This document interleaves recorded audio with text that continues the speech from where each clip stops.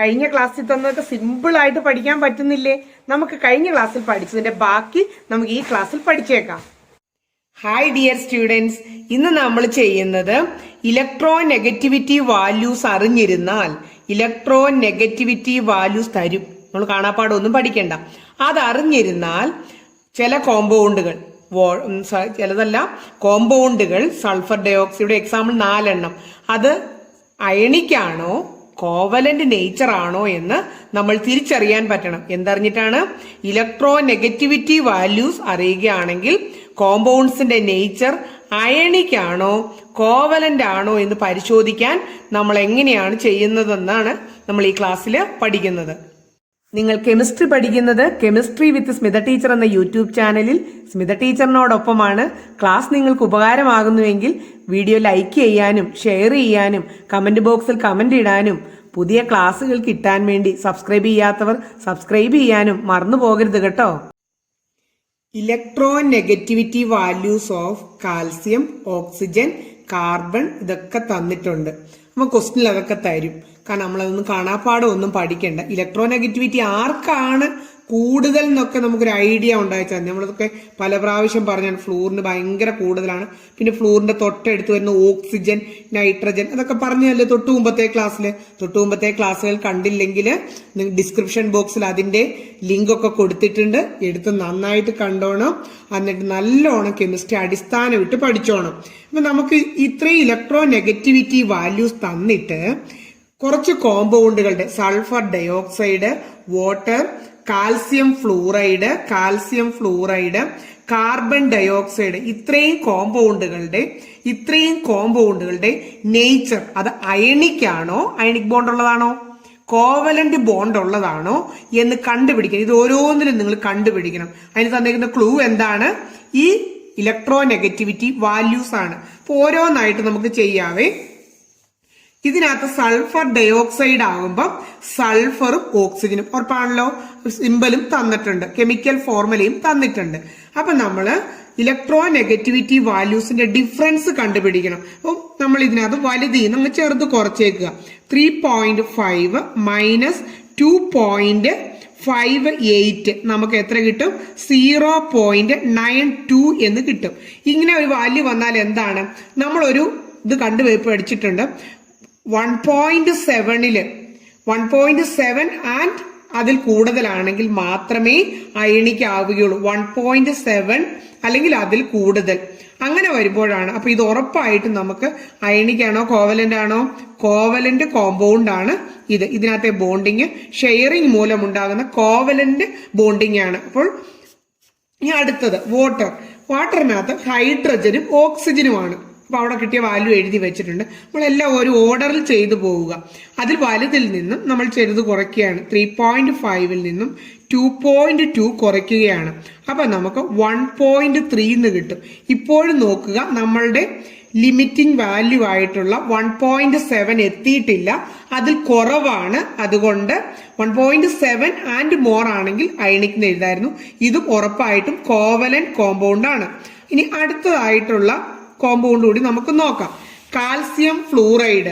അതിന് കാൽസ്യത്തിന്റെയും ഫ്ലൂറിന്റെയും തമ്മിൽ നമ്മൾ ഡിഫറൻസ് കാണും. വലുതിൽ നിന്നും നമ്മൾ ചെറുത് കുറച്ചു. വളരെ സിമ്പിൾ ആയിട്ടുള്ള കാര്യങ്ങളാണ്. നമുക്ക് ഒത്തിരി പറഞ്ഞുകൊണ്ടിരിക്കാനുള്ളത്. അങ്ങനെ ഒരു കോമ്പൗണ്ട് ഇപ്പൊ ഇതിൽ കണ്ടെത്തി. 1.7 കൂടുതലാണ് ആ ഡിഫറൻസ്. ഇലക്ട്രോ നെഗറ്റിവിറ്റി കുറച്ചെടുത്തപ്പോൾ ഡിഫറൻസ് കണ്ടപ്പോൾ 1.7 കൂടുതലാണ്. So it is ionic nature ഉള്ള കോമ്പൗണ്ട് ആണ്.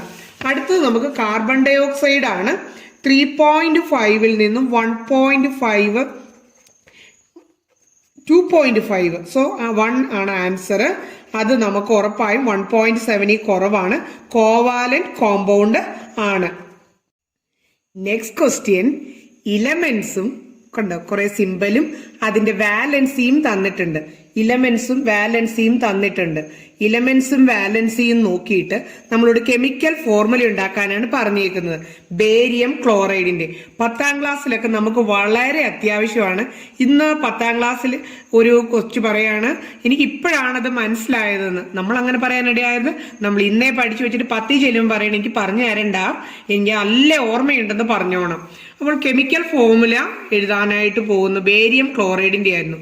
ബേരിയം ക്ലോറൈഡിന്റെ ആണെന്നുണ്ടെങ്കിൽ ഇതിനകത്ത് നോക്കി ബേരിയവും എടുത്തു, ക്ലോറിനും എടുത്തു. വാലൻസി കൃത്യമായിട്ട് മാറാതെ ബേരിയത്തിന് 2, ക്ലോറിന് 1. അടുത്തായിട്ട് നമ്മൾ കെമിക്കൽ ഫോർമുല എന്തെഴുതാനാ പറഞ്ഞത്? കെമിക്കൽ ഫോർമുലയായിട്ട് കോമ്പൗണ്ട് ഫോം ചെയ്ത് കഴിയുമ്പോൾ ആ 2 ഇതും ഒന്ന് അടുപ്പിച്ചെഴുതി ബേരിയത്തിന്റെ വാലൻസി ആയ 1 ഇവിടെയും ബേരിയത്തിന്റെ വാലൻസി ആയ 2 ക്ലോറിനും ക്ലോറിന്റെ വാലൻസി ആയ 1 ബേരിയത്തിന് നൽകണം. മാറിപ്പോരുത് കേട്ടോ, എനിക്കിതേ മാറിപ്പോയി. പഠിപ്പിച്ച് തീരാറാകുമ്പോൾ അങ്ങനെ മാറിപ്പോണതാ. നിങ്ങൾക്ക് മനസ്സിലായോ എന്ന് പറയാൻ അങ്ങനെ സംഭവമില്ലേ? BaCl2 എന്താണ് അങ്ങനെ എഴുതിയത്? 1 ആണെങ്കിൽ എഴുതണ്ട. ഇനി അടുത്ത ക്വസ്റ്റ്യൻ. അടുത്തത് സിങ്ക് ഓക്സൈഡിന്റെ ആണ്. അപ്പൊ എന്ത് ചെയ്യുന്ന ഓർത്ത് വയ്ക്കരുത്, നമുക്ക് തന്നിട്ടുണ്ടാവുന്ന എല്ലാം സിങ്ക് ഇസഡൻ ആ പേര് കേട്ടപ്പോൾ നമുക്ക് തോന്നലുണ്ടായില്ലേ, നമ്മളിനി പഠിച്ചു മറന്നുപോയെങ്കിലും. ഓക്സിജൻ അതുകൊണ്ട് നമ്മൾ ഇലമെന്റ്സ് എന്നുള്ളതാണ് സിങ്കും ഓക്സിജനും എഴുതി. വാലൻസി തെറ്റാതെ എഴുതണം. സിങ്കിന് എത്രയാണാവോ? 2. ഓക്സിജനും എത്രയാണ്? 2. അപ്പൊ എങ്ങനെയാ കെമിക്കൽ ഫോർമുല എഴുതുന്നത്? കെമിക്കൽ ഫോർമുല എഴുതുമ്പം പറഞ്ഞിട്ടുണ്ട് നമ്മള് അതിന്റെ സിംബൽസ് കുറച്ച് അടുപ്പിച്ച് എഴുതിയേക്കുക. സിങ്കിന് ഓക്സിജന്റെ വാലൻസി, ഓക്സിജന് സിങ്കിന്റെ വാലൻസി എക്സ്ചേഞ്ച് ചെയ്ത് എഴുതി. സെയിം നമ്പറാണ് വരുന്നതെങ്കിൽ 1 1 നമ്മൾ എഴുതില്ല എന്ന് പറഞ്ഞ പോലെ തന്നെ സെയിം നമ്പറാണ്, അത് വളരെ ശ്രദ്ധിച്ചിരുന്നോ കേട്ടോ. സെയിം നമ്പർ ആണെങ്കിൽ നമ്മൾ അതിന്റെ സിംപിളസ്റ്റ് റേഷ്യോ 2നെ 2 എടുത്ത് 2 കൊണ്ട് ഹരിക്കും. അപ്പൊ നമുക്ക് എന്ത് കിട്ടും? 2/2. അതുകൊണ്ട് നമുക്ക് എന്ത് ഇസഡ് ഇങ്ങനെ കിട്ടും. ശരിയല്ലേ? സിമ്പിൾ റേഷ്യോ ആണ്. അപ്പോൾ സെയിം നമ്പർ ആണെങ്കിൽ ZnO എന്നാണ് അതിന്റെ ഫോർമുല. ആ ക്വസ്റ്റ്യന്റെ 3rd പാർട്ട് C. നമുക്കൊരു കെമിക്കൽ ഫോർമുല തന്നെ ഇങ്ങ് തന്നു. Calcium oxide. കാൽസ്യം ഓക്സൈഡില് നമുക്ക് ഈ ചാർട്ടിൽ തരാത്ത ഒന്നിന്റെ വാലൻസി ഈ ഫോർമുലയെ നോക്കിക്കൊണ്ട് നിങ്ങൾ പറയണം. ഓക്സിജൻ തന്നിട്ടുണ്ടല്ലോ 2, കാൽസ്യത്തിന്റെ 1 പറയണം. അപ്പോൾ നമുക്കൊരു സൈഡ് വർക്ക് ചെയ്ത് നോക്കാം. കാൽസ്യത്തിന്റെ ഇവിടെ എഴുതുക എന്തായിരിക്കും? ഉറപ്പായും ഓക്സിജന്റെ വാലൻസി ആണ്. ഓക്സിജന്റെ വാലൻസി നമുക്ക് ഓൾറെഡി തന്നിട്ടുണ്ട്, 2 ആയിരുന്നു വാലൻസി. അതാണ് നമ്മൾ ഇവിടെ എഴുതുക. കാൽസ്യത്തിന് എഴുതുക, അത് കാണാനില്ല. കാൽസ്യത്തിന്റെ ഫോർമുലയിൽ അത് കാണാനില്ല. കാൽസ്യത്തിന്റെ വാലൻസി നമ്മൾ ഇവിടെയും എഴുതും, അത് നമുക്ക് അറിയത്തുമില്ല. അതാണ് കണ്ടുപിടിക്കാൻ പറഞ്ഞേക്കുന്നത്.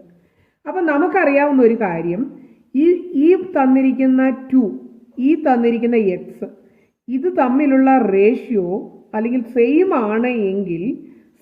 ആണ് എങ്കിൽ അത് ഇതിൽ പ്രത്യക്ഷപ്പെടില്ല. സെയിം ആണെങ്കിൽ 1:1, 3:3 എന്നായിരുന്നുവെങ്കിൽ 2:2 എന്നാണെങ്കിൽ അപ്പൊ നമുക്ക് പ്രതീക്ഷിക്കാവുന്നത് കാൽസ്യത്തിന്റെ അതേ വാലൻസി, ഓക്സിജന്റെ അതേ വാലൻസി തന്നെ വന്നിരിക്കുന്നത് കൊണ്ടാണ് ഇങ്ങനെ ഇവിടെ ഇതില്ലാതെ വന്നത്. അതുകൊണ്ട് നമുക്ക് എന്ത് എഴുതാൻ പറ്റും? വാലൻസി ഓഫ് കാൽസ്യം എന്താണ്? ഓക്സിജന്റെ സെയിം വാലൻസി ആണ് കാൽസ്യത്തിന്. അത് എത്രയാണ്? 2 ആണ്. അപ്പൊ ഇങ്ങനെ വന്നപ്പോൾ ഒന്നുകൂടി ഒന്ന് പറഞ്ഞു തന്നേക്കാം. നമുക്ക് കാൽസ്യം ഓക്സൈഡ് എന്ന കോമ്പൗണ്ട് ആയിരുന്നു. ഓക്സിജന്റെ വാലൻസി നമുക്ക് ടേബിളെ തന്നു, അത് 2. അത് നമ്മൾ എഴുതുന്നത് കാൽസ്യത്തിനാണ് അസൈൻ ചെയ്ത് എഴുതുന്നത്. കാൽസ്യത്തിൻ്റെത് ഓക്സിജന് കൊടുക്കണമായിരുന്നു, പക്ഷെ അത് കൊടുത്തിട്ടില്ല. അത് നമുക്ക് അറിഞ്ഞുകൂടാ. അപ്പൊ കാൽസ്യത്തിന്റെ ഫോർമുലയായിട്ട് CaO1 കിടപ്പുണ്ട്. നമുക്ക് ഇതിന്റെ ഈ നമ്പറുകൾ, അതായത് 2:X എന്ന രീതിയിൽ ഇവിടെ കിടന്നതാണ് റേഷ്യോ. അത് 1:1 എന്നാണ് യഥാർത്ഥ ഫോർമുലയിൽ കിടക്കുന്നത്. അതായത് 2/X = 1/1. ഇതിനൊന്ന് മാത്തമാറ്റിക്കലി ചെയ്തതാണ്. നമ്മൾ X ആണ് കണ്ടുപിടിക്കേണ്ടത്. അപ്പൊ അത് ആദ്യം മൾട്ടിപ്ലൈ ചെയ്യുന്ന 1 × X that is equal to 2 × 1 that is equal to 2. അങ്ങനെയും നമുക്ക് എക്സിലേക്ക് എത്തിച്ചേർന്നു. അത്രയൊന്നും ഇല്ലെങ്കിലും കുഴപ്പമില്ല. നിങ്ങൾക്ക് ഒന്ന് നിർത്തി ഒന്ന് ചിന്തിച്ചേക്കുക. ഇത് കറക്റ്റായി കിട്ടിക്കഴിഞ്ഞു. അപ്പം നമ്മൾ ഫോർമുല ഉണ്ടാക്കുന്നത് പഠിച്ചു, ഒരെണ്ണത്തിൻ്റെ നിന്ന് അടുത്തത് കണ്ടുപിടിക്കുന്നതിന് ചെറിയൊരു ഐഡിയ പഠിച്ചു. അപ്പോൾ ഫോർമുലയെക്കുറിച്ച് നല്ല ക്ലിയർ ആയിട്ട് ഒരുപാട് കണക്ക് ചെയ്തു. എല്ലാം ഞാൻ കൂടെ നിന്ന് പറഞ്ഞു തന്നു. ഇതിൻ്റെ ഒരു ചെറിയ എക്സാം കൂടി ഈ വീഡിയോയുടെ ഡിസ്ക്രിപ്ഷൻ ബോക്സിൽ നാളെ നിങ്ങൾക്ക് നോക്കിയാൽ കാണാവുന്നതാണ്. അതുകൂടി എഴുതി അടിപൊളിയായിട്ട് ഈ പാഠം പഠിച്ചു എന്ന് ഉറപ്പുവരുത്തുക. ഇനി അടുത്ത വീഡിയോ ക്ലാസ് നമ്മൾ പുതിയ യൂണിറ്റ് ആയിരിക്കും പഠിച്ചു തുടങ്ങുന്നത്. അപ്പോൾ നമുക്ക് ആ വീഡിയോ ക്ലാസ്സിൽ നമുക്കിനി വീണ്ടും കാണാം. ക്ലാസ്സിൽ നിന്ന് നന്നായിട്ട് പഠിച്ചോ? സിമ്പിളായിട്ട് മനസ്സിലായി കാണുമല്ലോ. അപ്പോൾ എല്ലാ കൂട്ടുകാർക്കും ഇതൊന്ന് അയച്ചൊക്കെ കൊടുക്കണം. ഇങ്ങനൊരു ക്ലാസ് ഉണ്ടെന്ന് എല്ലാവരോടും പറയണം. നമുക്ക് അടുത്ത ക്ലാസ്സിൽ കാണാം.